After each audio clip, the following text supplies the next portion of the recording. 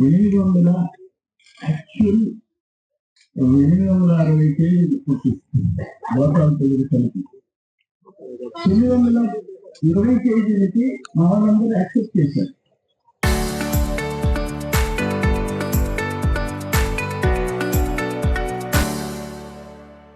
మరి 960 తీసుకుంటారు, 980 తీసుకున్నారు. కేజీలో ఎన్ఎస్పీ ప్రకారం మళ్ళీ 860 కేజీలు తీసుకున్నాం. అదొక 60 కేజీ 865 940 60 కూడా ఒప్పుకున్నారు. కానీ వీళ్ళు 987 కేజీలు తీసుకోవడం అలవాటు చేస్తున్నారు. అందుకని 940 కేజెస్ చాలా ఎక్కువ. ఎంత తీసుకున్నారు? 960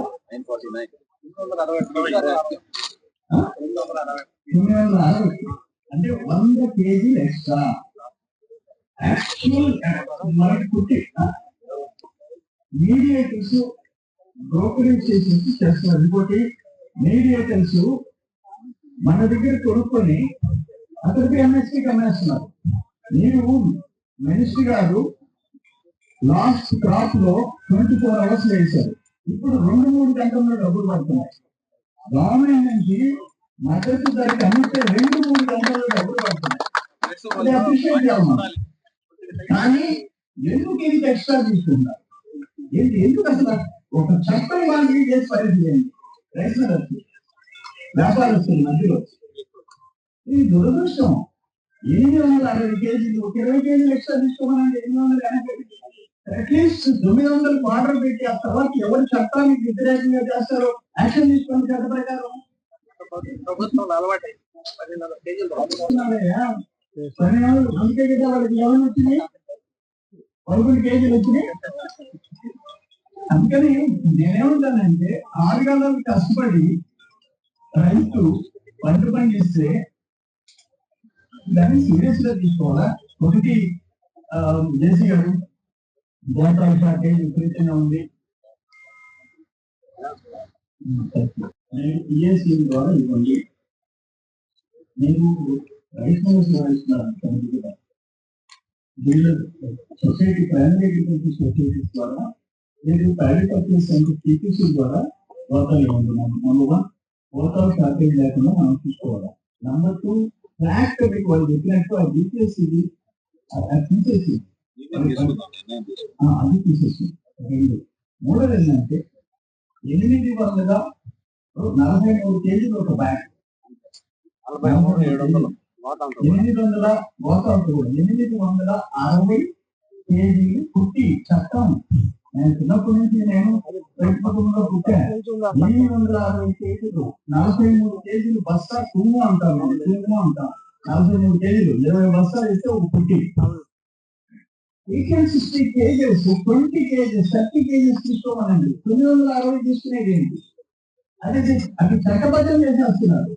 ఎక్కడో దగ్గర ఫుల్ స్టాప్ పెట్టకపోతే రైతు నష్టపోయే పరిస్థితి. నేను ఈరోజు మినిస్టర్ గారు మనకి డిఫరెన్స్ ఇద్దాం. ఇది కూడా మినిస్టర్ గారు ఏంటంటే అక్కడ జనవరి 12కి కొత్తలు వచ్చేస్తాయి గోదావరి జిల్లాలో, కృష్ణా గుంటూరు జిల్లా. మళ్ళీ ఏప్రిల్ మే మార్చ్ దాకా స్టార్ట్ అవుతుంది. మార్చి ఏప్రిల్ మళ్ళీ డిఫరెన్స్ సీజన్. ఇప్పుడు వాళ్ళకి సెకండ్ క్రాప్, మాకు ఫస్ట్ క్రాప్. వాళ్ళకి ఫస్ట్ క్రాప్ అయితే మాకు సెకండ్ క్రాప్. ఇప్పుడు మేము 4 నాలుగు ఇస్తే సెకండ్ క్రాప్. మాకేంటంటే 78 టీమ్స్ ఎన్టీ రామారావు గారి సృష్టి సొంతగా 68 టీమ్స్ కన్నబే. రెండో మహానుభావుడు 146 టీఎంసీ 146 టీఎంసీలు మా జిల్లాకి ఇచ్చిన వాళ్ళు. అరౌండ్ 6.5 lakh acres ఉమ్మడి నెల్లూరు జిల్లాలో 6.5 నుంచి 7 లక్షల ఎకరాలు ప్యాడీ కల్టివేషన్. నెల్లూరు అంటేనే, నెల్లూరు రైస్ అంటే, నెల్లూరు వడ్లు అంటే పేరే నెల్లి అంటే అరవలో వడ్లు. అందుకని నెల్లూరు మాకు వచ్చిన పేరు. మా అమెరికాలో నెల్లూరు రైస్ అని కొన్ని షాపుల నుండి పెడతారు. నెల్లూరు రైస్, నెల్లూరు చేపల పులుసు అవన్నీ మాకు బ్రాండ్. అందుకని ఇంత కష్టపడి నెల్లూరు సన్నాలు అంటారు. నెల్లూరు సన్నాలు మామూలు తీసుకుంటే 960 కేజీలు ఇచ్చేదండి, 980 ఇచ్చేదండి. అది మంత్రి వర్యులు ఎక్కువ అనుభవం కలిగిన వ్యక్తి. వ్యవసాయ రంగం పైన ప్రత్యేకంగా నెల్లూరు జిల్లా నుంచి కాదు రాష్ట్ర వ్యాప్తంగా వ్యవసాయ రంగం పడుతున్న ఇబ్బందుల గురించి, సంక్షేమం గురించి, కొత్త సంస్థల గురించి ఎప్పుడు మాట్లాడే ఒక అద్భుతమైన పరిజ్ఞానం కలిగిన వ్యక్తి కోవిడ్ రెడ్డి గారు. సో ఆయన ముందుగా మనస్ఫూర్తిగా నమస్కారం తెలుసుకుంటూ జిల్లారెడ్డి గారు, మాన్సీ గారు, అదేవిధంగా జేసీ గారు, వెంకటేశ్వర గారు, ఈ చేసిన అధికారులు, 3 పార్టీల నాయకులు అందరూ కూడా నమస్కారాలు. రైతు సోదరులకు ప్రత్యేకంగా నమస్కారం. ధాన్యం కొనుగోలు అనేది ఒక పండుగ వాతావరణం జరగాల్సిన కార్యక్రమం. రైతుల్లో ఆ ఆనందం కనపడాలి, ఆ సంతోషం కనపడాలి. ప్రభుత్వం కష్టపడి తీసుకొచ్చి మీకు అందిస్తున్న ఈ డబ్బుని మీరు ఆ 6 మాసాల పైన కష్టానికి మీ బిడ్డలకి, కుటుంబంలో ఒక పండుగ వాతావరణంలో ప్రభుత్వం పైన నమ్మకంతో ముందుకెళ్ళాలి. తపన మన కూటమి ప్రభుత్వం వచ్చినాకే వచ్చింది భావన. అంటే ఇందాక కరెక్ట్గా చెప్తా ఉన్నారు, గతంలో ఎన్నడూ కూడా రైతు ధాన్యం అమ్మిన తర్వాత డబ్బులు ఎప్పుడు పడతాయనే తపన ఎవరికి ఉండేది కాదు, అధికారులకు ఉండేది కాదు, ప్రజాప్రతినిధులు ఉండేది కాదు. ఎందుకంటే రైతుల్ని వదిలేసేవాళ్ళు. 6 మాసాలు 9 మాసాలు తిరిగి ఎప్పుడు వస్తాయో తెలియదనే భావన. నాకు బాగా గుర్తు, శ్రీకాకుళం జిల్లాలో పర్యటిస్తున్నప్పుడు రైతు పరిగెత్తుకుంటూ వచ్చి గట్టిగా నన్ను కౌగిలించుకుని మొదటిసారి మా బిడ్డని మేము సంక్రాంతి పండుగ ఇంటికి పిలుచుకున్నాం, బట్టలు పెట్టాలని చెప్పేవారు. ఎందుకంటే 24 గంటల్లో డబ్బులు పడ్డాయి సంక్రాంతి కన్నా ముందు. ఆ విధంగా చేశాం.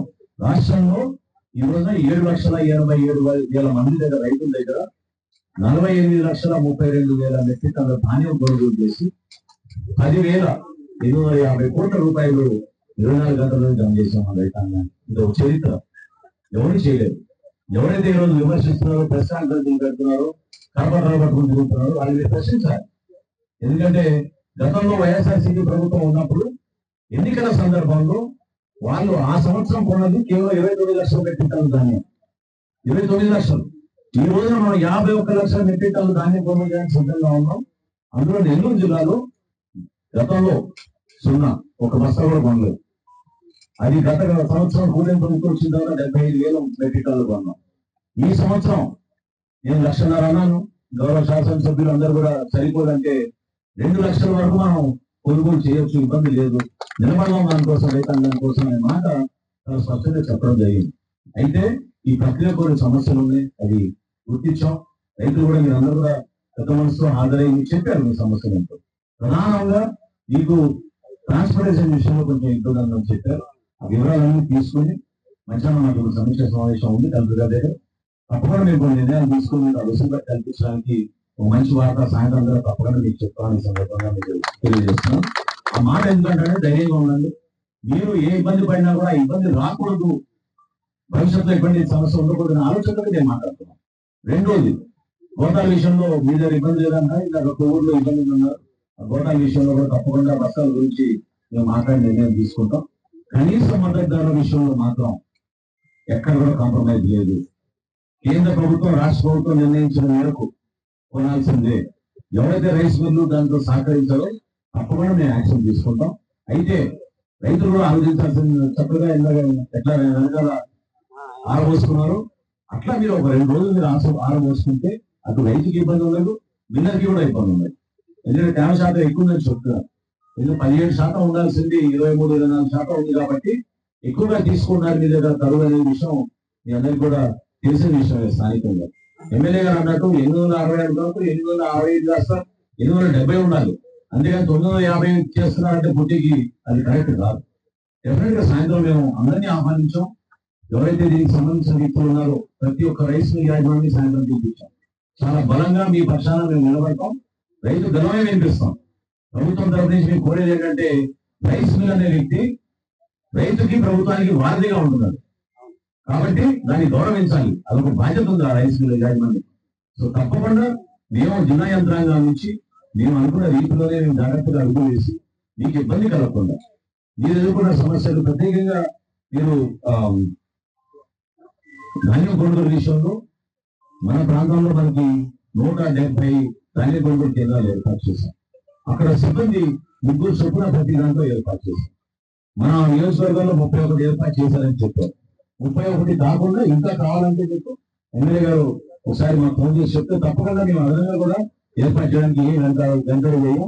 రైతులు మాత్రం మీరు ఒక నమ్మకంతో ప్రభుత్వం ఎంత చేస్తున్న అద్భుతమైన కార్యక్రమం ఇది. ఏ ప్రభుత్వం ఈ రోజు వరకు భారతదేశంలోనే చేయలేదు. భారతదేశంలోనే ఏ ప్రభుత్వం కూడా 24 గంటల లోపే మీ ఖాతాలో డబ్బులు జమ చేయలేదు. అందులో కలెక్టర్ గారు నాకు అన్నట్టు దిగుబడి కొంచెం ఎక్కువ ఉంది ఈ సంవత్సరం. వ్యవసాయ శాఖ అధికారులు కూడా గతంలో పర్యటించినప్పుడు వాళ్ళ అంచనాలకి భిన్నంగా, ఎందుకంటే తమిళనాడు సంవత్సరంలో మనకి నిల్వలు ఎక్కువ ఉన్నాయి కాబట్టి ఎక్కువ మంది రైతులు వరి పంటకు వెళ్ళారు. ఎక్కువగా పంట వస్తుంది కాబట్టి దాన్ని జాగ్రత్తగా కొనుగోలు చేసే విధంగా ఏం చేద్దామనే ఆలోచన మేము తప్పకుండా తీసుకుంటాం. ఒక సమస్య ఉందని కాదు, నెల్లూరు జిల్లాలోనే సమస్య ఉంది ఈ రోజు. వాటన్నిటి గురించి ఈరోజు సమీక్షించుకొని ఖచ్చితంగా మీకు ఇంకా మాటిస్తున్నాను, న్యాయబద్ధంగా ఎట్టి పరిస్థితుల్లో మీకు ఎక్కడ పొరపాటు జరగకుండా పారదర్శకంగా. అన్నిటికన్నా ముఖ్యం ఏంటంటే ఒక చోట ఏ విధంగా కొంటున్నామో అది ఏ ప్రాంతంలో ఆ విధంగా జరగాలి. రాష్ట్ర వ్యాప్తంగా 48 లక్షల మెట్రిక్ టన్నులు కొనుగోలు చేసినప్పుడు ఒక ప్రాంతంలో 48,000 మెట్రిక్ టన్నులు కొనుగోలు చేయడానికి ఇబ్బంది ఏం ఉండదు, రాకూడదు కూడా. కాబట్టి రైతు పక్షాన్ని నిలబడతాం, రైతుకే పెద్దపీట వేస్తాం, ఇబ్బంది కలగకుండా చూసుకునే బాధ్యత మందుతుంది. అయితే గౌరవ ప్రజాప్రతినిధులందరూ కూడా ఆవేదనతో కొన్ని సమస్యలు చెప్పారు. దయచేసి మీరు అర్థం చేసుకోవాల్సింది ఏంటంటే ఖచ్చితంగా ప్రభుత్వంలో ఇంత పెద్ద స్థాయిలో మన యంత్రాంగం మనం కొనుగోలు చేస్తున్నప్పుడు చిన్న చిన్న సమస్యలు ఏదో చోట ఉంటాయి. అధికారులు ఇచ్చిన నిర్లక్ష్యం వల్ల, రైతులు అవగాహన లేకపోవడం వల్ల. ఎందుకంటే మీ జిల్లాలో ప్రత్యేకంగా గత సంవత్సరమే మొదలు పెట్టాం మనం ధాన్యం కొనుగోలు. అంతకుముందు ప్రభుత్వం కొంటుందనే విషయం తెలియదు. అదొకటే కాకుండా మీరు అర్థం చేసుకోవాల్సింది ఏంటంటే మీరు ఎప్పుడైతే ధాన్యం అమ్మాలని నిర్ణయించుకున్నారో మీకు మన ధాన్యం కొనుగోలు కేంద్రంలో ఏ మిల్లుకు పంపాలనే హక్కు కూడా మీకే ఉంటుంది. మీరే నిర్ణయించుకోవాలి ఏ మిల్లు పంపించాలి మా ధాన్యాన్ని. వాళ్ళు కాదు, అధికారులు కాదు. 3 మిల్లు మీకు అవకాశం ఇస్తాం. 3 మిల్లులో మీకు నచ్చిన మిల్లులో మీరు పంపించండి. ఏ రోజు ఏ టైం ఎంత ధాన్యం పంపిస్తానో కూడా నిర్ణయం మీరే తీసుకోవాలి. ఇదంతా కాదు, అధికారులు వద్దనుకున్నారు అనుకోండి, సింపుల్ గా మీరు వాట్సాప్ లో మెసేజ్ పెట్టండి. వాట్సాప్ లో మెసేజ్ పెట్టే సౌకర్యం కల్పించాం రైతులకి. వాట్సాప్ లో ఉపయోగించుకుని ధాన్యం అమ్మారు. మన జిల్లాలో కూడా ప్రారంభం అవ్వాలి. కాబట్టి పెద్ద మనసుతో మీరు ప్రభుత్వం చేస్తున్న ఈ కార్యక్రమాన్ని మన గౌరవ ముఖ్యమంత్రి గారు చంద్రబాబు నాయుడు గారు, రాష్ట్ర ఉప ముఖ్యమంత్రి పవన్ కళ్యాణ్ గారు గతంలో ప్రతిపక్షంలో ఉన్నప్పుడు మీకోసం ఈ విధంగా అండగా నిలబడ్డాము, మీ సమస్య పరిష్కారం కోసం ఈ విధంగా పోరాటం చేశాము.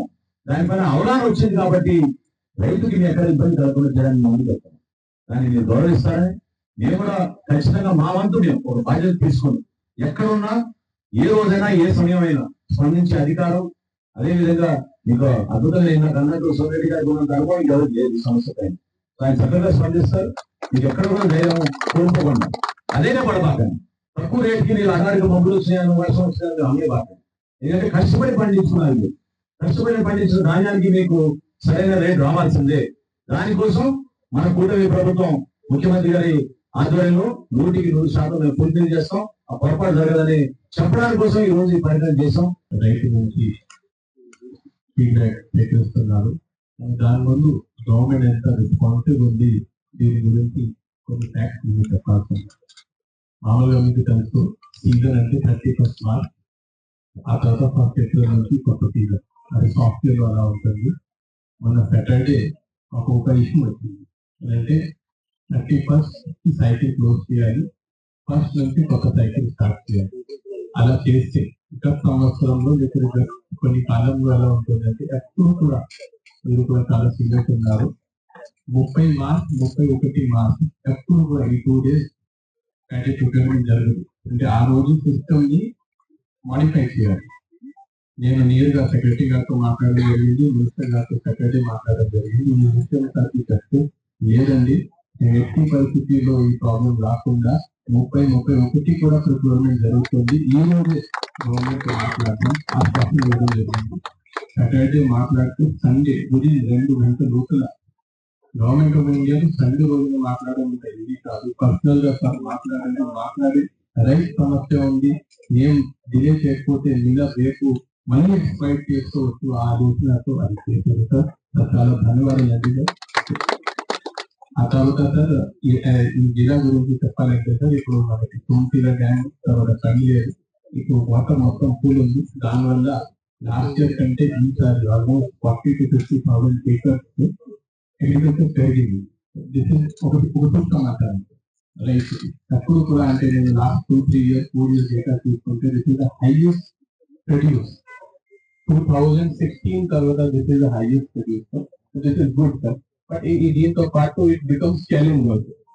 సో ఈ లాస్ట్ 1 week లో సార్ ఒక హెయిల్ స్టార్మ్ వచ్చింది. ఆ హెయిల్ స్టార్మ్ వచ్చిన తర్వాత కొంత అపోహలు వచ్చినాయి, ఇంకా వర్షం పడుతుంది. సో అందరూ ఒకే టైంలోనే హార్వెస్టింగ్ చేశారు. ఆ టైంలో అందరూ కాదు కొంతమంది రైస్ మిల్లర్స్ ఈ సిచ్యువేషన్ ని కొంచెం ఎక్స్ప్లాయిట్ చేశారు. సో వాళ్ళని కూడా సార్ ఐడెంటిఫై చేయడం జరిగింది. నేను నేరుగా రైస్ మిల్లర్స్ మీటింగ్ పెట్టాను. వాళ్ళని ఒకసారి కొంచెం సహకరించండి, కొంచెం మంచిగా వాళ్ళతో మాట్లాడాను సార్. కొంతమంది ఇంప్రూవ్ కూడా చేశారు సార్. కొన్ని మిల్లర్స్ నేను పర్సనల్ గా విజిట్ చేసినప్పుడు కూడా వాళ్ళు చాలా కోఆపరేట్ చేస్తున్నారు, వెంటనే ఇస్తున్నారు. కానీ కొంతమంది ఒక్కొక్క మండలం ఒక్కో 5 అలాంటి వాళ్ళు ఉన్నారు సార్. సాయంత్రం రివ్యూ చేసినప్పుడు మీకు చెప్పడం జరుగుతుంది సార్. ఖచ్చితంగా సార్ గవర్నమెంట్ బాగా రెస్పాన్స్ చేస్తున్నారు. ఈ రోజు చేసిన 70,000 మెట్రిక్ టన్ మనం ప్రొక్యూర్ చేసేసాము. టీఎన్ఎం వెరైటీ ఇప్పుడు మార్కెట్ లో రేట్ ఎక్కువ ఉంటుంది కాబట్టి బయట వెళ్ళిపోతున్నాం. డిపిటి కొంచెం తక్కువ ఉంటే మా దగ్గర వస్తున్నారు సార్. యాజ్ కోల్డ్ మీరు CM also sir, deputy CM also మీరు కూడా sir. Government is for farmers last Indian వరకు ప్రొక్యూర్మెంట్ చేస్తున్నాం sir. Thank you sir. Government very responsible.